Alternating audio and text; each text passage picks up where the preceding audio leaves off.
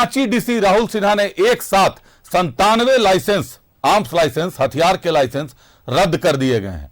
इनमें से 85 लाइसेंस तो वैसे लोगों के हैं जो उम्र दराज हो गए थे या जो हथियार रखना नहीं चाहते थे, लेकिन 12 लाइसेंस ऐसे लोगों के हैं जो आपराधिक छवि के हैं, जिन पर आपराधिक मुकदमा चल रहा है, जिन्होंने कहीं ना कहीं हत्या की हुई है या गोलीबारी की हुई है, रैश फायरिंग की हुई है। ऐसे मामलों को ध्यान में रखते हुए रांची एसएसपी चंदन सिन्हा ने रांची डीसी को पत्र लिखा था। लिखित पत्र लिखते हुए उन्होंने आग्रह किया था, उन्होंने अपनी रिपोर्ट सौंपी थी, जिस पर काम करते हुए राहुल सिन्हा ने आज उन 12 एक दर्जन लाइसेंस धारियों से उनका हथियार वापस जमा करने की कवायद शुरू कर दी, आदेश जारी कर दिया है, लाइसेंस रद्द कर दिया गया। संभवतः यह रांची डीसी का बहुत बड़ा फैसला है। आपको बता दें कि हाल के दिनों में राजधानी में जो अपराध हुए हैं उनमें सबसे ज्यादा मामले जमीन कारोबार से जुड़े रहे या तो ठेकेदारी के विवाद से जुड़े रहे। और जो देखने सुनने को मिलता है, जो जानकारियां मिलती हैं, हथियार के ज्यादातर लाइसेंस जमीन कारोबारियों के पास है या ठेकेदारों के पास है। जब भी कोई टेंडर मैनेज करना होता है तो वहां हथियार चमकते हैं, जब भी जमीन पर कब्जा करना होता है तब वहां हथियार चमकते हैं। और हथियारों के इस चमकने के बावजूद कई बार गोलियां चल गई हैं, हत्याएं हो गई हैं। कमल भूषण जमीन कारोबारी थे, उनकी हत्या में डब्लू कुजूर का नाम आया। डब्लू कुजूर लाइसेंसी हथियार रखता था। सुभाष मुंडा की हत्या में जिस छोटू का नाम आया उसके पास भी लाइसेंसी हथियार थे। ऐसे कई लोग हैं जमीन कारोबार से जुड़े जो लाइसेंसी हथियार रखते हैं। लाइसेंसी हथियार उन्होंने कब ले लिया, किस कारण से उनको जिला प्रशासन ने और रांची पुलिस ने मुहैया कराया, यह तो जांच का विषय है। लेकिन जहां तक हमारी नजर जाती है, इनमें से ज्यादातर लोग दागी किस्म के हैं।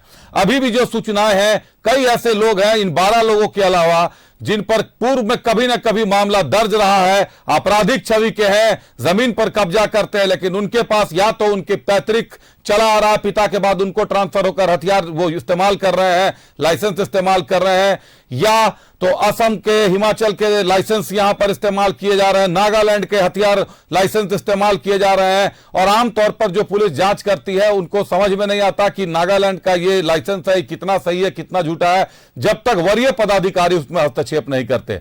हम आपको एक रिपोर्ट दिखाते हैं, आज जो हुआ है, जो रांची डीसी ने आज लाइसेंस रद्द किए हैं, उस पर हम आपको यह भी बताते हैं कि हाल के दिनों में जमीन के कारोबार में रांची की मिट्टी कितनी बार लाल हुई। देखिए ये रिपोर्ट। रांची डीसी के आदेश पर 97 आर्म्स लाइसेंस रद्द। आपराधिक छवि वाले 12 लोगों का आर्म्स लाइसेंस रद्द। ज्यादातर आर्म्स लाइसेंस जमीन कारोबारी और ठेकेदारों के पास। रांची जिला प्रशासन ने 97 आर्म्स लाइसेंस रद्द कर दिए हैं। इनमें 12 आर्म्स लाइसेंस वैसे लोगों के हैं जिन पर आपराधिक मामले चल रहे हैं और अधिकांश मामले हत्या से जुड़े हैं। रांची एसएसपी ने डीसी से आपराधिक छवि वाले लोगों के लाइसेंस रद्द करने के लिए लिखित आग्रह किया था, जिसके बाद डीसी ने 97 आर्म्स लाइसेंस को रद्द कर दिया है। आपको बता दें कि ज्यादातर आर्म्स लाइसेंस जमीन कारोबारी और ठेकेदारों के पास हैं, जबकि राजधानी रांची में सबसे ज्यादा जमीन विवाद को लेकर हत्या और गोलीबारी की घटना सामने आती है।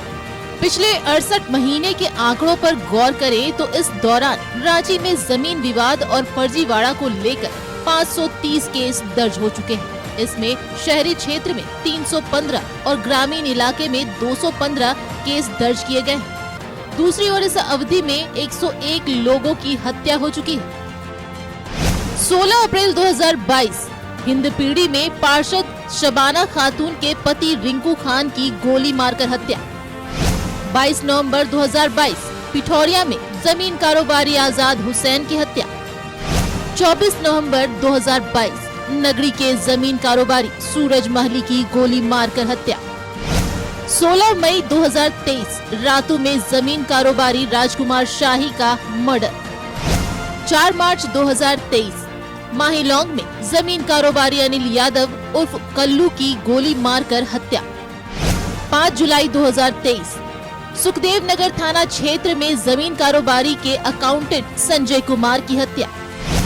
26 जुलाई 2023 दलादली चौक के पास माकपा नेता जमीन कारोबारी सुभाष मुंडा की हत्या। 14 सितंबर 2023 कांके ब्लॉक चौक के पास जमीन कारोबारी अवधेश यादव को गोली मारी। ऐसे में सवाल ये कि आखिर ऐसे लोगों को लाइसेंस कैसे दिए जाते हैं जिन पर आपराधिक मुकदमे लंबित हैं। अभी भी शहर के कई ऐसे लोगों के पास लाइसेंसी हथियार हैं जो आपराधिक छवि के हैं और मामले भी दर्ज हैं। Bureau report, news 11 Bharat.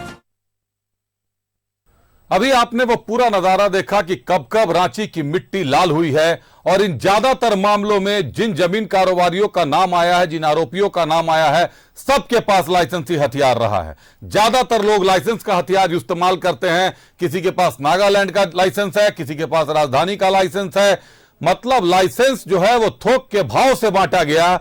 अब कार्रवाई शुरू हुई है। पहली फेज मान लें इसको, तो 12 लोगों के लाइसेंस रद्द किए गए हैं। अभी यह कवायद लंबी चलने वाली है। हमारे साथ सहयोगी इमरान जुड़े हुए, इमरान से बात करते हैं। इमरान, आज 12 लोगों का लाइसेंस रद्द किया गया। आपराधिक छवि होने के कारण उनका लाइसेंस रद्द कर दिया गया। सीनियर एसपी रांची चंदन कुमार सिन्हा ने इस मामले में लिखित आग्रह किया था, डीसी को अपनी रिपोर्ट सौंपी थी। देखिए बिल्कुल अभिषेक, जिस तरह से पिछले दिनों जो कुछ घटनाएं हुई थी, उन घटनाओं में वैसे लोग पकड़े गए थे जिनके पास लाइसेंसी हथियार था, चाहे कमल भूषण के हत्या में शामिल हो या फिर सुभाष मुंडा के हत्या में शामिल जो अपराधी है, उनके पास कहीं ना कहीं जो आर्म्स लाइसेंस जो है वो मौजूद था। और कहीं ना कहीं इस सारी चीजों को लेकर के घर में जब तलाशी ली गई तो वो हथियार भी जब्त किए गए थे। बाद में कोतवाली डीएसपी, सुखदेव नगर थाने की पुलिस और अन्य पुलिस ने कमल भूषण हत्याकांड में शामिल जो अपराधी है छोटू, उसके घर से वो हथियार को जब्त करते हुए लाइसेंस रद्द करने की प्रक्रिया को पूरी की गई थी। तो इस तरह के कई उदाहरण हैं जिस पर पिछले दिनों रांची में वैसे लोग चिन्हित किए गए थे जिन पर आपराधिक मामले तो दर्ज थे और आपराधिक मामले दर्ज होने की वजह से उन तमाम लोगों पर जांच चल रही थी। तो ऐसे में इनके पास जो लाइसेंसी हथियार है वो कैसे मिला और किस तरह से बनाए, इन सारी चीजों को लेकर के जांच की जा रही थी। एक रिपोर्ट भी डीएसपी और स्थानीय ग्रामीण एसपी और सिटी एसपी के नेतृत्व में बनाई गई थी, जिसके आधार पर ऐसे लोगों को चिन्हित किया गया जो लाइसेंस हथियार रखने के लिए अनुकूल नहीं है। तो वैसे लोगों को चिन्हित करते हुए उनके लाइसेंस को करने के लिए कहा गया था, जिनकी आपराधिक छवि है या तो फिर आपराधिक गतिविधियों में शामिल रहते हैं या फिर बड़ी जमीन व्यवसाय है और वो लगातार आपराधिक घटनाओं पर उनका नाम सामने आ रहा है। तो इन तमाम चीजों को लेकर के शॉर्टलिस्ट जब किए गए तो 12 ऐसे नाम निकले जिसे तत्काल जो उनके लाइसेंस थे उसको सस्पेंड करना था, कैंसिल करना था, जिसको लेकर के रांची एसएसपी ने रांची डीसी से पूरे मामले पर पत्रचार किया और फिर जाकर के इन 12 लोगों के लाइसेंस जो है वो रद्द कर दिए गए। इसी तरह से तकरीबन 97 से अधिक जो ऐसे लाइसेंसीधारी है जिनके पास लाइसेंस रखना बेहद जरूरी नहीं था। कुछ वैसे भी लोग थे जिन्होंने पूर्व में आवेदन दे रखा था कि उनके पास जो हथियार है वह सरेंडर करना चाहते हैं। उनके लाइसेंस को रद्द करने के लिए भी कई आवेदनें दी गई थी रांची डीसी के पास। तो वैसे लाइसेंसधारियों को और वैसे लोग जो जमीन कारोबार से जुड़े हुए थे और लगातार आपराधिक मामले में इनका नाम सामने आ रहा था, तो ऐसे लोगों पर स्पेशल ब्रांच और दूसरे अन्य रिपोर्ट के आधार पर इनके लाइसेंस जो है वो रद्द करने का काम किया गया। मतलब मैसेज साफ है कि वैसे लोग अब हथियार नहीं रख पाएंगे, वैसे लोग लाइसेंसी हथियार को अब इस्तेमाल नहीं कर पाएंगे। जो आपराधिक छवि के हैं उनके नाम से लगातार कई घटनाओं पर अलग अलग थाना क्षेत्रों में मामले दर्ज किए गए हैं या फिर मामला चल रहा है या फिर वैसे मामले जो लाइसेंसधारी के इमरान हथियार के लाइसेंस तो निश्चित तौर पर रद्द किए जा रहे हैं, लेकिन ऐसे लोगों को हथियार आखिर मिल कैसे जाता है? यही रांची पुलिस ऐसे लोगों की वेरीफाई करके ऐसे लोगों की लिस्ट भेजती है और जहां तक जिन लोगों के हथियार रद्द किए गए हैं, जो सूचनाएं आ रही हैं, इन पर पूर्व के भी करीब 10 साल 15 साल पुराने भी कई केस लंबित हैं, बावजूद इसके इनको हथियार मिल जाता है। देखिए बिल्कुल लाइसेंस देने का अधिकार जिला प्रशासन और रांची डीसी को है, लेकिन जिस तरह से अब थाने से लेकर के डीएसपी और डीएसपी से लेकर के आगे ऊपर तक अगर हम देखेंगे तो बैक टू बैक करके जो लाइसेंसधारी होते हैं कहीं ना कहीं अपने तिगड़म लगा करके अपनी चालबाजी दिखाते हुए इन तमाम अपने आवेदनों को आगे बढ़ा देते हैं। जब आखिरी वक्त रांची जिला प्रशासन के पास पहुंचता है, मतलब डीसी और आर्म्स मजिस्ट्रेट के टेबल तक पहुंचता है, तो यहां पर ये सारी चीजें देखने के लिए मिलती है कि वैसे लोग जिनको शायद लाइसेंस की जरूरत नहीं है, लेकिन रॉब और ठनक दिखाने को लेकर के या फिर अपने दबंगई दिखाने को लेकर के अपने साथ हथियार रखने के शौकीन जो लोग हैं, जिन जो पैसे से जमीन कारोबारी है या बड़े बिल्डर है या फिर वैसे लोग जिनको सही में लाइसेंस की जरूरत नहीं है, लेकिन उनको अपने शौक को लेकर के पूरा करना है। इमरान, ये आप बिल्कुल सही कह रहे हैं कि वैसे लोग जिनको हथियार की जरूरत नहीं है, एक स्टेटस सिंबल हो गया है हथियार रखना और बॉडीगार्ड रखना। अभी हाल के दिनों में मैंने ये देखा है कि कई ऐसे लोग हैं जो जमीन कारोबारी हैं या ठेकेदार हैं, ऐसे लोग जब महफिलों में जा रहे हैं, कहीं दशहरा में घूमने निकल रहे हैं परिवार के साथ, जो 6-6, 8-8 की संख्या में बॉडीगार्ड लेकर चल रहे हैं, उन बॉडीगार्ड का भी कोई हथियार जांच नहीं किया जाता, उनके भी कोई हथियार नहीं जांचने वाला होता। और ज्यादातर लोग कोई बिहार के हैं बॉडीगार्ड, तो किसी के पास हरियाणा के बॉडीगार्ड हैं, उनका लाइसेंस फेक है कि ओरिजिनल है, ये पता कैसे चलेगा इमरान? देखिए बिल्कुल जैसे ये बड़ा महत्वपूर्ण बिंदु आपने उठाया कि जिस तरह से जो बॉडीगार्ड लेकर के लोग घूम रहे हैं, हथियार के नुमाइश कर रहे हैं अपने साथ रखते हुए, और उनके लाइसेंस जो है वो जांच करी थी। मुझे याद है कि पिछले 2-4-5 महीने पीछे अगर जाएंगे हम, तो सुखदेव नगर थाना क्षेत्र से ही कुछ लोगों को डिटेन किया गया था, जिनके जांच के क्रम में यह जानकारी मिली थी कि इनके जो लाइसेंस है वो नागालैंड और दूसरी जगहों से बनाए गए थे, लेकिन ये सारे लाइसेंस जो है वह फर्जी है। तो ऐसे में उसे फर्जी लाइसेंस के साथ और हथियार के साथ गिरफ्तार करके जेल भेजा गया था। तो इस तरह के कई उदाहरण है जिन पर कार्रवाई करनी चाहिए। वैसे लोग जो हरियाणा, नेपाल, नागालैंड और अन्य कई अलग अलग जगहों से लोग यहाँ पे मौजूद हैं, अपने बॉडीगार्ड को इसी लाइसेंसधारी के अनुसार जो है बॉडीगार्ड लेकर घूमते हैं। तो ऐसे लोगों को चिन्हित करना होगा, एक ड्राइव को लेकर के चिन्हित कराना होगा कि वैसे व्यक्ति जो निजी बॉडीगार्ड तो रखते हैं, निजी बॉडीगार्ड के पास जो लाइसेंस है वह क्या फर्जी या फिर ओरिजिनल लाइसेंसधारी के साथ ये मौजूद है। इन सारे लोगों को लेकर के चिन्हित करना होगा। खैर, अब आने वाले दिनों पर इलेक्शन होना है, ऐसे में 2 से 3 महीने ही बचे हैं ये सारी प्रक्रियाओं को लेकर के। तो ऐसे में अब ये सारी चीजें जो है वो फिर से वेरीफाई होनी शुरू हो जाएगी। अगर शुरू नहीं भी होगी तो कम से कम ऐसे हथियार जो चुनावी प्रक्रिया के तहत थानों में आम से के शॉप में या मजिस्ट्रेट के बाद जमा कर दिए जाते हैं, उसके बाद कहीं ना कहीं ये सारी चीजें वेरीफाई करने के बिंदु भी बनेंगे। जब लोग अपने अपने लाइसेंसी हथियार लेकर के, लाइसेंसी दस्तावेज लेकर के थाने के में पहुंच करके जानकारियां देंगे, तो अब पुलिस के पास उस वक्त होगा जब ऐसे लाइसेंसियों को आप आराम से वेरीफाई करवा सकते हैं, क्योंकि वो सारे डिटेल, सारे आंकड़े, सारी जानकारियां जो है वो पुलिस के समक्ष होगी। और क्योंकि निश्चित तौर पर इमरान आप ठीक कह रहे हैं, चुनाव नजदीक है, चुनाव के पहले ये कवायद जरूर शुरू होगी। हथियार का लाइसेंस भी जब्त किया जाएगा, देखा जाएगा, हथियार भी जमा करवाया जाता है, लेकिन उसके बावजूद कई लोग हथियार भी जमा नहीं करते, कई वीवीआईपी को हथियार मुहैया कराया जाता है। इमरान, पिछले 68 माह में, अभी मैं एक रिपोर्ट देख रहा था, पिछले 68 माह में 100 से ऊपर लोगों को मारा गया जमीन विवाद में, और ज्यादातर मामलों में जिन पर आरोप है वो सब के सब लाइसेंस का हथियार रखते थे। अधिकांश मामलों में लाइसेंसी हथियार रखने वालों ने हत्याकांडों को अंजाम दिया है। तो ये जमीन के कारण जो हत्याएं हो रही हैं, कहीं ना कहीं ये साफ है कि लाइसेंसधारी ज्यादातर जमीन के कारोबार में है या ठेकेदार में है। तो सीधे सीधे एक लिस्ट बनाकर रांची पुलिस या जिला प्रशासन कार्रवाई क्यों नहीं करती?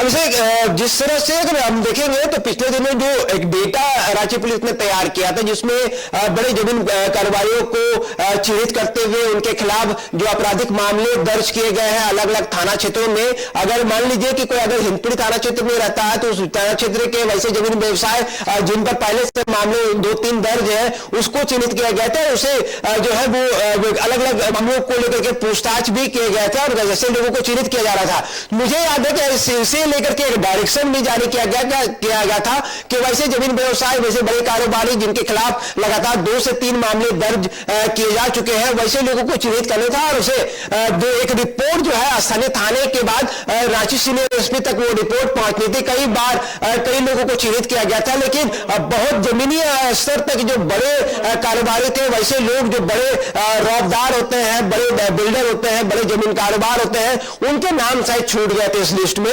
और बिल्कुल इमरान, आपने ये बहुत बड़ी बात कही कि जो बड़े जमीन कारोबारी होते हैं, बिल्डर होते हैं, ठेकेदार होते हैं और रौबदार होते हैं, उनके नाम शायद थानों की लिस्ट से छूट जाते हैं, और यह बार बार होता है। अभी हाल में ही अवधेश यादव पर गोली चली, चितरंजन सिंह का नाम कहीं जमीन कारोबारी में नहीं था, जबकि चितरंजन सिंह रांची का सबसे बड़ा जमीन कारोबारी माना जाता था। कमल भूषण जिसकी हत्या हो गई, कभी जमीन कारोबारियों की सूची में उसका नाम नहीं था, लेकिन कमल भूषण भी रांची का उतना ही बड़ा जमीन कारोबारी था। डब्लू कुजूर, जिसने कमल भूषण की डब्लू कुजूर के बेटे ने हत्या की और उसका आरोप में जेल में बंद है, डब्लू कुजूर भी उतना ही बड़ा जमीन कारोबारी था। और उस सिंडिकेट में भी और कई लोग हैं जो बड़े जमीन कारोबारी है, लेकिन उनके नाम का कहीं भी कोई इस्तेमाल नहीं होता, किसी सूची में उनका नाम नहीं आता। जो सबसे गंभीर बात यह है कि ऐसे लोगों की गाड़ियां पकड़ी जाती है, पुलिस के पास भी पकड़ी जाती है, पुलिस से भी छूट जाती हैं गाड़ियां, क्योंकि जमीन कारोबारियों की सूची में इसका नाम नहीं था। मुझे याद है आज से 7 साल 8 साल पूर्व से सीआईडी और स्पेशल ब्रांच ये तैयार कर रही है लिस्ट की। एक लिस्ट उन्होंने भेजा रांची पुलिस को, राज्य के सभी जिलों के जमीन कारोबारी, बालू माफिया, कोयला माफियाओं की सूची बननी थी, सूची बनी भी थी, लेकिन वो सूची कहां किस फाइल में दबी पड़ी है, किस खटाई में दबी पड़ी है, आज तक वो सूची सामने नहीं आई और उस सूची पर कार्रवाई नहीं की गई। कार्रवाई होती है, कार्रवाई के नाम पर जो अयवाश किया जाता है वो उन अपराधियों का कर दिया जाता है जो जमीन के नाम पर जिनको भाड़े के टट्टुओं की तरह इस्तेमाल किया जाता है। ऐसे लोग लाइसेंसी हथियार नहीं रखते जिनका नाम पुलिस की लिस्ट में होता है। लाइसेंसी हथियार वो लोग रखते हैं जो ऐसे भाड़े के टट्टुओं को इस्तेमाल करते हैं और इनसे काम करवाते हैं। आरोप उन पर जाता है और 120B के तहत कई बार आरोपी भी बनते हैं, लेकिन साफ बच निकलते हैं, क्योंकि जो भाड़े पर चलते हैं उनका रसूख और उनकी ताकत, उनका खौफ इतना है कि गवाह अपने बयान से मुकर जाता है। बहरहाल इमरान, ये रांची के लिए शायद पहला मामला है। रांची डीसी की तारीफ की जानी चाहिए कि एक साथ 1 दर्जन लाइसेंस उन्होंने रद्द कर दिया है। निश्चित तौर पर इस पूरे मामले पर अपनी नजर बनाए रखिएगा। जिला प्रशासन और रांची पुलिस की बहुत बड़ी उपलब्धि इसे हम लोग मान सकते हैं। हमारे साथ जुड़ने के लिए आपका बहुत धन्यवाद।